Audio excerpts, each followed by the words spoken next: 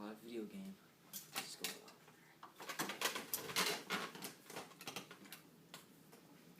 Hey guys, what's up? I'm Greg, this is Q.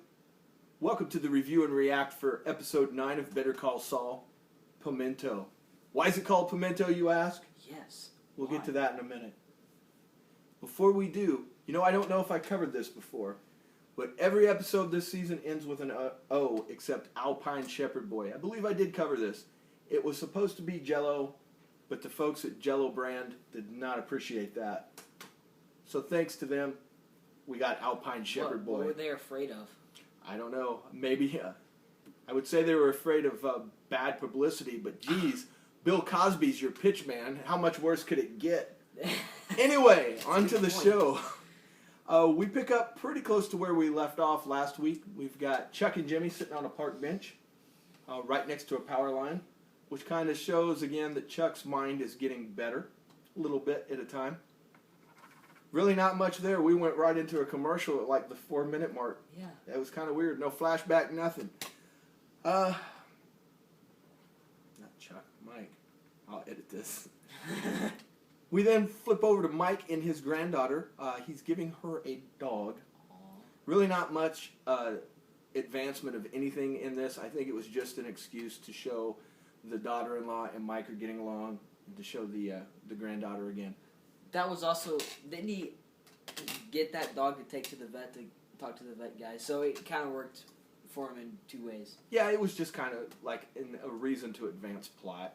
Yeah. One thing I pointed out to you that you guys will notice as time goes on, they were in the backyard, and that backyard looked rough. It was run down, broken down toys, the lawn hadn't been mowed. Look ghetto. Unpainted fence. It'll be a small detail, but as time goes on and Mike makes more money, you watch those backyard scenes, I bet that backyard gets really nice. Because that's the kind of attention to detail they pay on this show. All right, Mike gets a call, and then we go back to Jimmy. Jimmy's in court. He wins an injunction that had him being barred from seeing the residents of the old folks' home. This is just kind of another scene to get in to lead to the next scene, which is this. We go next to Chuck's house, where Schweigert, that's the attorney, the evil attorney on the other side, had dumped a list of interrogatories, where Schweigert had dumped a list of interrogatories on Chuck and Jimmy. Wow, I hate to have that dumped on me. Basically, for every single person that's in that class action suit, there was a folder full of questions for each and every one. So this was boxes of stuff they would have had to gone through to take this to trial. At this point, Chuck throws up his hands and says to Jimmy that this could take them years to do. And of course, he recommends Hamlin McGill to take over. That wrinkly geriatric. I think I said that right. Yeah. Yeah? Yeah. Most geriatrics are wrinkly. Chuck has to talk Chuck has to talk Jimmy into this, which he does, using, good old-fashioned common sense. Using good old-fashioned common sense. There we go. Yeah. Yeah. I gotta gather my thoughts. Don't worry. These edit together We're at beautifully. 2:41. I'll let you know where we're at. At this point, Chuck talks Jimmy into moving the case over. Jimmy falls asleep in a chair, and then Chuck sneaks out of the house with his aluminum blanket, an oven mitt, and a pencil. And as soon as he had the pencil, I told you. He told me. I said he's going to call McGill to tell him to cut Jimmy out of this somehow. And sure enough, that wily Chuck, I have to say, man, not to toot my own horn, but I saw this coming a mile away. He really did. He called it about like the halfway mark of the show.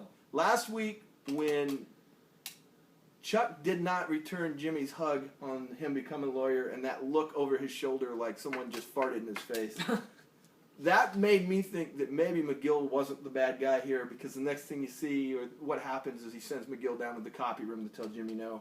Same kind of thing today. When Jimmy caught him flat-footed and asked him why, you could see that he hadn't been briefed on Chuck on how to answer that, and his wheels were kind of spinning. Yeah, it was just becoming more and more obvious as the episode went. I think maybe by like season 3, we're going to see that McGill wasn't such a jerk after all. I think maybe he's being manipulated heavily by Chuck. Yeah, and it seems like James McGill, he would have gone. I think he would have been like a good guy and not broke the law or whatever, and a straight arrow. But this whole with Chuck, his brother not having any faith in him really has torn him down. It more seemed like his brother was jealous because he had such like quick success, you know. His brother was peanut butter and jelly. Is that what you're saying? Yes. Or as dude says in the interview, peanut butter and jealous. Yeah. We're at the 49-second mark. That's all right. We're going to work this in whether it goes over or not. Next, we cut to Mike standing in a parking garage with his cheese sandwich. Actually, it's a bag, but we knew it was his lunch immediately. Next up walks a gigantic-looking guy, looks like a wrestler. And then walks up Stephen Ogg. Now, if you don't know who that is, he does the voice and motion character acting for Grand Theft Auto 5. He plays the character Trevor. There you go. There you go. And from what I could hear of the voice acting he was doing in this, of course it's the same voice. Yeah. His character didn't seem that far removed. Kind of a jerk. Yeah, you nailed it. At this point, the character, his name was Sobchak, I guess. Sobchak? Sobchak begins to berate Mike for not bringing a gun. And another fun fact, he calls him Uncle Fester, which if you don't know who that is, I don't know if they did this on purpose, but I looked up Uncle Fester. It's this author, it's this old guy who goes under the pen name Uncle Fester, and he's a chemist. He's written books on how to make meth and all that. So, what? Why are you giggling? What are you doing? You gonna leave? You gonna leave that in? No. No? Okay. I'll save you. Alright, save me. I'm good. Stop it. Before you do the timer, Google images, like Google and then images Uncle Fester, and then you'll get the joke. Alright, hold on. Let me start my timer again. Back. 5 o'clock.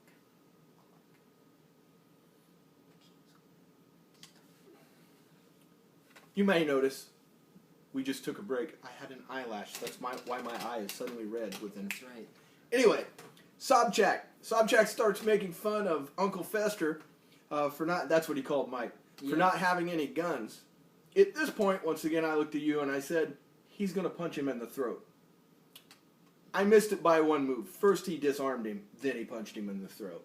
But, you know. At this point, after taking 4 guns off of Sobchak, he took a Kimber M1911, a Glock 22 Gen 3, a Hellcat 380 handgun, and my favorite, the Desert Eagle hand cannon. My favorite, the Desert Eagle hand cannon editing. At this point, he looks at the giant wrestler guy who screams like a little girl and runs away. I don't know if he screams like a little girl, but that's kind of how I remember it. Okay. From there, we now go back to Chuck wearing tinfoil over his... We now go back to Chuck and Jimmy leaving Chuck's house. Chuck is crinkly because he's wearing tinfoil under his suit. I gotta get this out of my eye. It's gonna take a second. Yeah.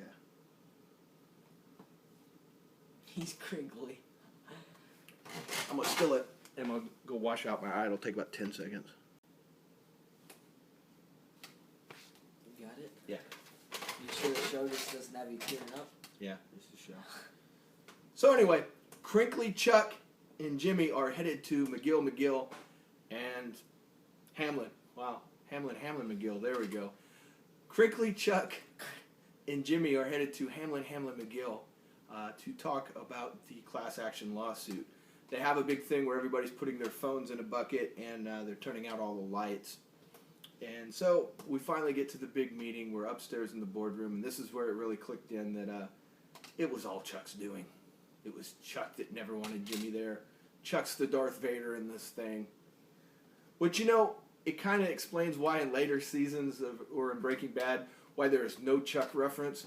I think Jimmy at some point just disowns this bastard. Yeah. Yeah, screw Chuck. Screw Chuck! Don't worry. We're keeping her out. Hold on. Hamlin offers Jimmy a common fund share. Basically, he would get a percentage of the overall winnings from the class action lawsuit. He offered him 20%, which 20% of $20 million would be $4 million, I believe. You do believe? Yeah. So, and that's, with Hamlin McGill involved, there's probably going to be more than $20 million. So Jimmy gets so enraged about not getting in office, he's going to turn his back on $4 million plus whatever check they were about to cut him. Anything? No. All right. So we then go to Kim coming into the office to speak to Hamlin about Jimmy. Hamlin tries to be a jerk, but he doesn't do it very well.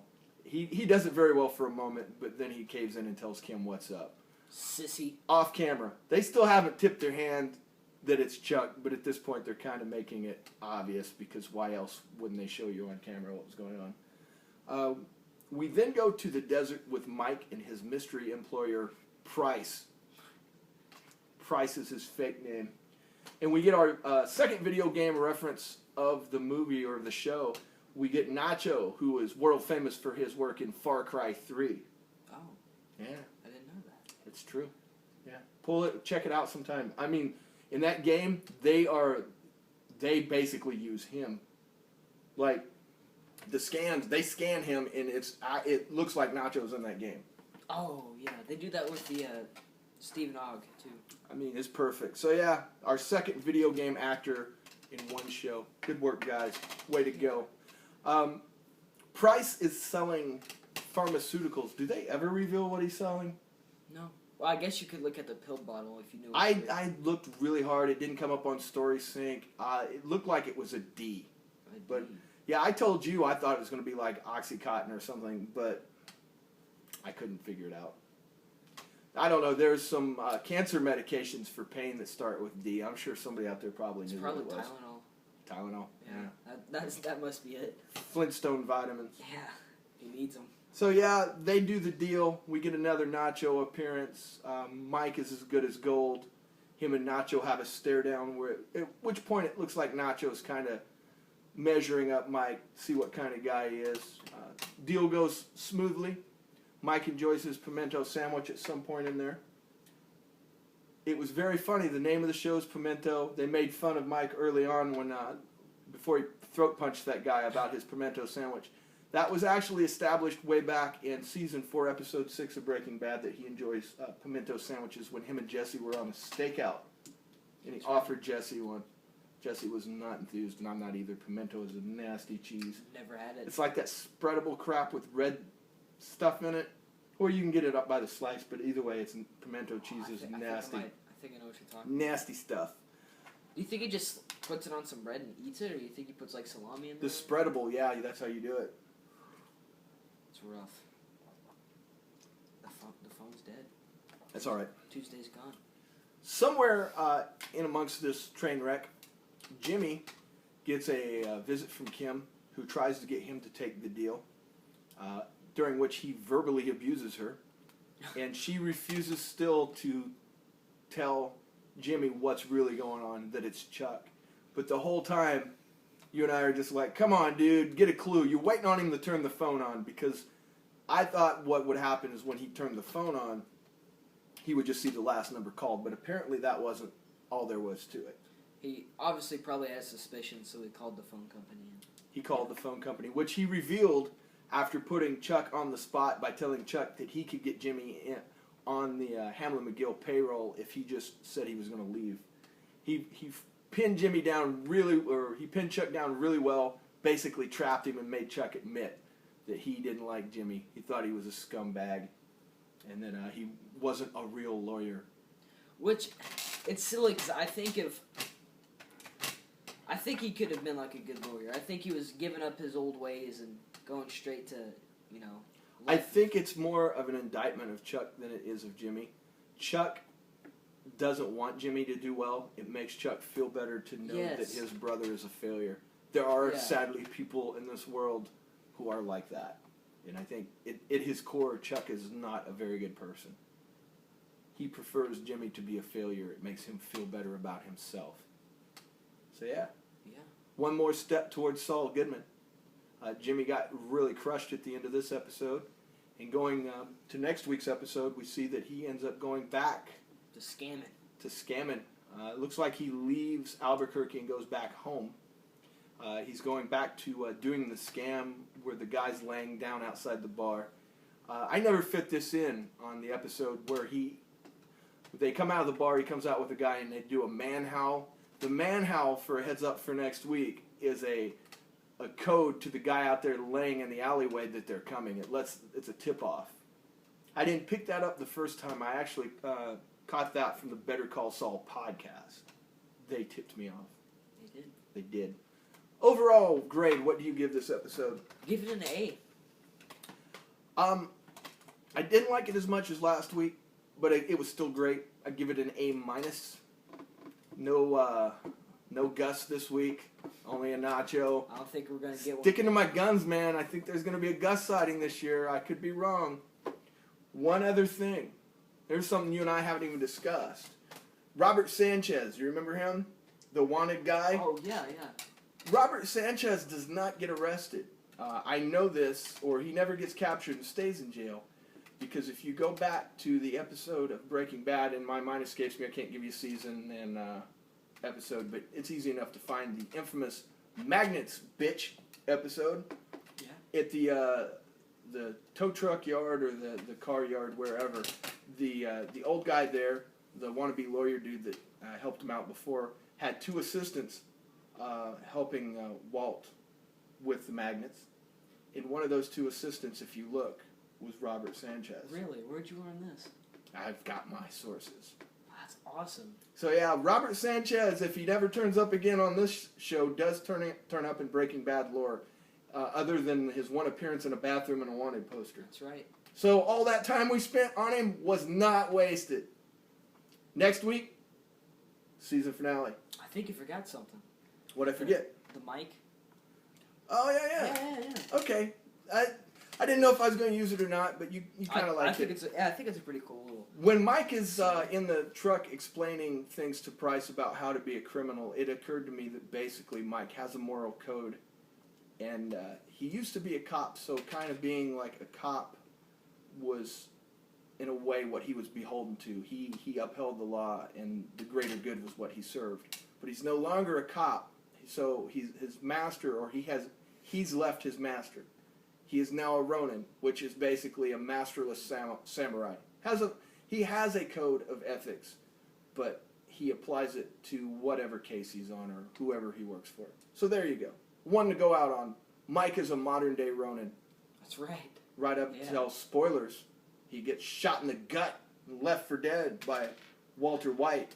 I didn't see that episode. Yeah, I bet you didn't. Thanks for watching, guys. We'll see you next week. Next week, Blockbuster. Yeah. There you go. He's had it together well.